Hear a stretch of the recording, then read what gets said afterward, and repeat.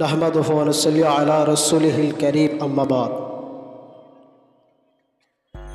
আজকের রায়দিঘি বাজারের যত ব্যবসায়ীদার এবং পথ চলতি মানুষ, আমার সম্মুখে বসে থাকা বয়োজ্যেষ্ঠ এবং আমার ইয়াং তরুণ সমাজ,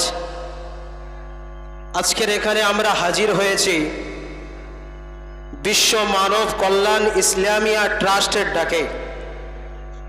কেন আজকের হাজির হয়েছি? এখানে মানুষের কাছে একটা প্রশ্ন, জিজ্ঞাসা চিহ্ন থেকে যাচ্ছে রায়দিঘি বাজারের মানুষ, কিছু মানুষের, যে বিশ্ব মানব কল্যাণ ইসলামিয়া এটা আবার কি? বিশ্ব মানব কল্যাণ ইসলামিয়া ট্রাস্টের কাজ হচ্ছে মানব সেবা, মানুষের পাশে থাকা এবং অন্যায়ের বিরুদ্ধে কথা বলা, অন্যায়ের বিরুদ্ধে লড়াই করা। আমার আগে হাইকোর্টের উকিল বাবু পৃথ্বীরাজ বিশ্বাস, তিনি খুব সুন্দর বক্তব্য দিয়েছেন এবং আমার পাশে বসে আছে আমার আব্বাজান এবং তানার পাশে বসে আছে এই বাংলার লড়াকু আন্দোলনের মধ্যে একজন হোসেন গাজী মহাশয়। আমাদের কাজটা হচ্ছে অন্যায়ের বিরুদ্ধে রুখে দাঁড়া। কে এমপি, কে এমএলএ, কে মন্ত্রী, কে প্রধানমন্ত্রী, যে বা এ টু জেড যে স্তরে থাকুক না কেন, তারা যদি অন্যায় করে আমরা তার বিরুদ্ধে মুখ খুলি। আজকের এই রায়দিঘি সভায় আমি থাকতে পারিনি, কোনো কারণে হাওড়া জেলায় ছিলাম, আলিয়া বিশ্ববিদ্যালয়ের স্টুডেন্ট আমি। আব্বাজান বারবার বলেছে যে রায়দিঘি থানার পুলিশ বারবার আমার আব্বাজিকে ঘুরিয়েছে। ভারতবর্ষের সংবিধানের অধিকার আছে যে প্রত্যেকটা একটা সোশ্যাল ওয়ার্কের ডাইরেক্টর হিসাবে সে যদি থানায় পারমিশন করতে যায়, তার পারমিশন থানার এসআই দিতে বাধ্য হবে। কিন্তু আজকের রায়দিঘি থানার এই বড় বাবু আমার আব্বাজিকে বারবার ঘুরিয়েছে। কারণ কি? বিশ্ব মানব কল্যাণ ইসলামিয়া শেষে ইসলামিয়া থাকাটার জন্যই আমাদেরকে ঘোরানো হচ্ছে। শুধু আজকের রায়দিঘি বলে নয়, পশ্চিম বাংলায় বিভিন্ন জায়গায় প্রতিবাদ সভা হয়, সেখানে মুসলমানকে দেখলে, দাড়ি টুপি দেখলে তাদেরকে ঘোরানো হয়, হেনস্থ করা হয়। আজকের অবাক লাগে যে পুলিশ হচ্ছে আমাদের আইনি রক্ষক, আমাদের রক্ষক পুলিশ, তাদেরকে আমরা মাথায় রাখি।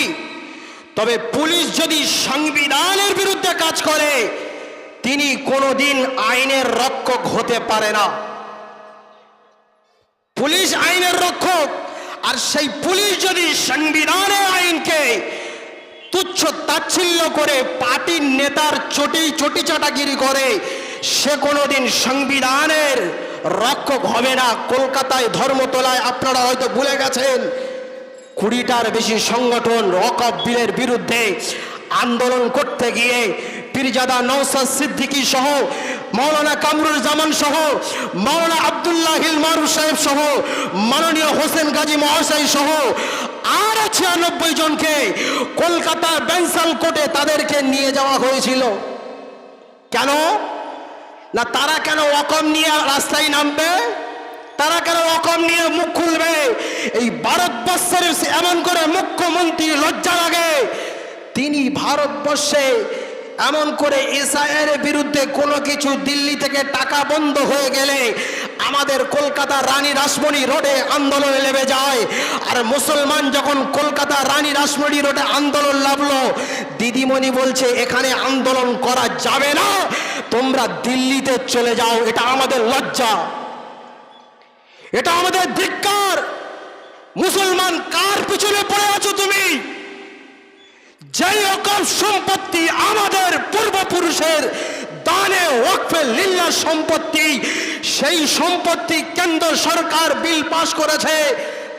এই ডিসেম্বর মাসের 5 তারিখ পর্যন্ত ডেট দিয়েছে প্রত্যেকটা মাদ্রাসা মসজিদের রেজিস্ট্রি করার। আপনারা খবর পেয়েছেন মমতা ব্যানার্জি বলছেন আমরা পশ্চিম বাংলায় আমি আছি, সংখ্যালঘুদের কোনো চিন্তা নেই।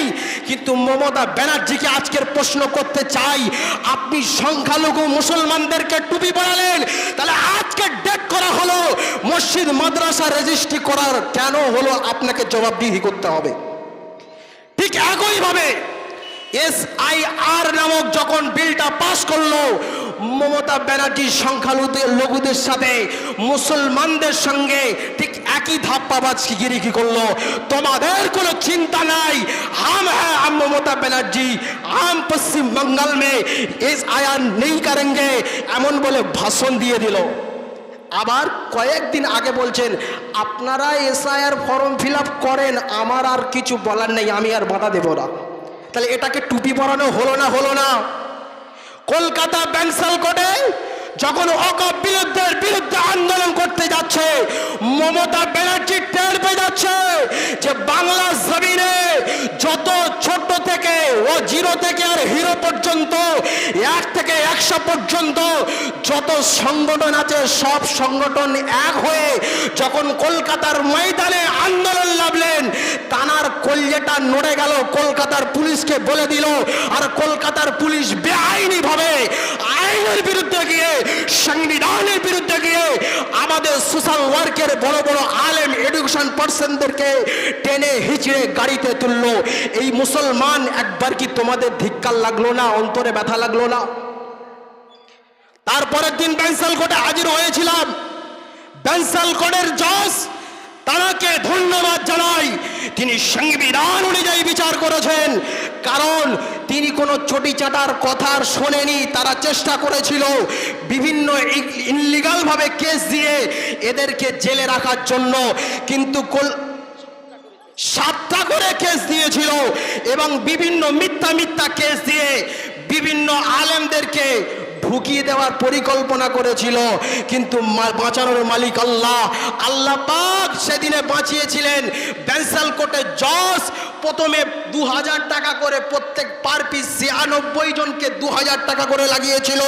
তারপরে আমাদের উকিলগুলো লড়লেন, তারপরে 500 করে লাগালো, তারপরে বেকুচুর খালাস করে দিল। একবার জোরে বলুন সুবহানাল্লাহ। আমি আজকের বলতে চাই, শরীরে ফারুক আব্দুল্লাহ ওই ব্যাংসাল কোর্টের সামনে দাঁড়িয়ে আমার সঙ্গে শত মানুষ ওই পুলিশের সামনে দাঁড়িয়ে জুতোখানা খুলে বলেছিলাম, পুলিশের গালে গালে জুতে মারো তালে তালে। কেন বলেছিলাম? পুলিশ সেদিনে আমাদের দিকে তাকিয়ে পুলিশ মাথায় হাত করেছে, কারণ পুলিশ সংবিধানের বিরুদ্ধে কাজ করেছে। পুলিশ সংবিধানের বিরুদ্ধে কাজ করেছে। সংবিধান রাইট দিয়েছে আপনি আন্দোলন করতে পারবেন, আপনি ভারতবাসী, আপনি ভারতের নাগরিক, আপনার আইনিভাবে আন্দোলন করার অধিকার আছে। সেই অধিকার এমন করে বঞ্চনা করে তাদের আন্দোলনটাকে ব্যর্থ করে দিয়ে সেদিনে এমন করে জেলে ঢুকিয়েছিল। পুলিশকে জুতো মারো তালে তালে বলেছিলাম, পুলিশ মাথা হ্যাট করেছে। আজকের আমার এখান থেকে বলার উদ্দেশ্য হলো, আজকের রায়দিঘি বাজার, রায়দিঘি আশেপাশে আমার অনেক মুসলমান, হিন্দু ধর্ম, জৈন ধর্ম, আদিবাসী ধর্ম, আমরা সকলেই বাস করি এই রায়দিঘি মসজিদ। 150 মিটার দূরত্ব, আমাদের মন্দিরে ঘন্টা বাজে, মসজিদে আজান হয়। এই ভারতবর্ষের জমিনে আমাদের রায়দিঘি বাজার হলো একটা সম্প্রীতির বাজার। এই বাজার থেকে হিন্দু, মুসলমান, জৈন, খ্রিস্টান আমরা একে একে কাঁধে কাঁধে এমন করে কাঁধে কাঁধ রেখে আমরা চলাফেরা করি। তবে আমি রায়দিঘির মানুষ হয়ে কিছুটা কিঞ্চিত বুঝতে পারছি, রায়দিঘির কিছু মানুষের মধ্যে একটা জিজ্ঞাসা চিহ্ন হয়ে গেছে। আমি জায়গার নাম বলছি না। এই রায়দিঘি বাজার থেকে একটা হিন্দু একটা মুসলমানের সঙ্গে অ্যাক্সিডেন্ট হয়েছে এবং তাকে মুসলমানটাকে দেখে দেখে বলা হচ্ছে বাংলাদেশি পাকিস্তান, বাংলাদেশি পাকিস্তান। কারণ এই বিজেপি সরকার, আরএসএস সরকার, এরা আমাদের এই ভাতৃত্বটাকে নষ্ট করার জন্য, হিন্দু মুসলমানের দাঙ্গা লাগানোর জন্য সর্বদা চেষ্টা চালিয়ে যাচ্ছে।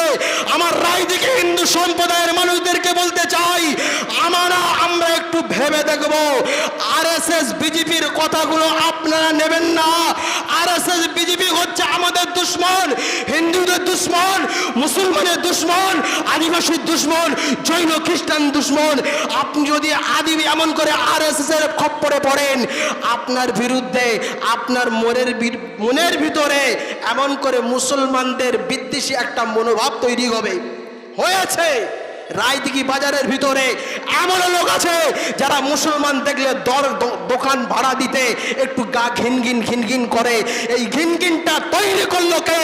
ওই মেদিনীপুরের কুত্তা, ওই শুভেন্দু অধিকারী, অর্জুন সিং আজকের মুসলিম, হিন্দু, জৈন, খ্রিস্টানের ভিতরে এমন করে বিভেদ সৃষ্টি করে দিয়েছে। এ ভারতবর্ষের মাটি হিন্দু, মুসলিম, জৈন, খ্রিস্টান সব কাঁধে কাঁধ দিয়ে 1947 সালে এই ভারতবর্ষকে স্বাধীন করেছিল। এই আজকের অবাক লাগে আমাদেরকে বলে পাকিস্তানি, আমাদেরকে বলে বাংলাদেশি। আমি আজকের আরএসএস এর লোকদেরকে বলতে চাই, শুনে রাখো, যাও দিল্লির গেটে চলে যাও, যাও এমন করে ইতিহাসটা ঘুরে দেখো। এমন করে এই ভারত দেশ স্বাধীন করতে গিয়ে ৭২,০০০ আলেম, হাফেজ, এমন করে ইমানদার, এমন করে মাওলানা ইমানদার নামাজিরা এই ৭২,০০০ এই দেশকে স্বাধীন করতে গিয়ে তারা নিজেদের বিবিকে বিধবা বানিয়েছে, সন্তানদেরকে এতিম বানিয়েছে। এমন করে তারা শহীদ হয়ে এই ভারতকে আমাদের কাছে স্বাধীন ভারত উপহার দিয়েছে। আর তোমরা আমাদেরকে বলছো বাংলাদেশি। কিছু কিছু আরএসএস এর চটি চাটা এমন করে ভাইরাস আছে, তাদের গা চুলকায়, তাদের গা চুলকায় টুপি দাড়ি দেখলে। আবার টুপি দাড়ি দেখলে এরা আবার বলে মৌলবাদী, মৌলবাদী। আমি আরএসএস এর ওইসব বন্ধুদেরকে বলতে চাই, মুসলমান এই ভারতবর্ষের আমাদের পূর্বপুরুষ ছিল, আছে, থাকবে, কিয়ামত পর্যন্ত থাকবে। যদি প্রয়োজন হয় এই মুসলমানরা আমার এই ভারতকে স্বাধীন করতে প্রস্তুত আছে। একবার জোরে বলেন ঠিক কিনা? তাই আজকের এই রায়দিঘি বাজার থেকে আমি একটা বার্তা দিতে চাই, শুভেন্দু অধিকারী এবং বিজেপির পাল্লায় পা দেবেন না। আপনারা বুঝে সুঝে পা দেন, কোনটা বেঠিক আর কোনটা ভুল আর কোনটা ঠিক।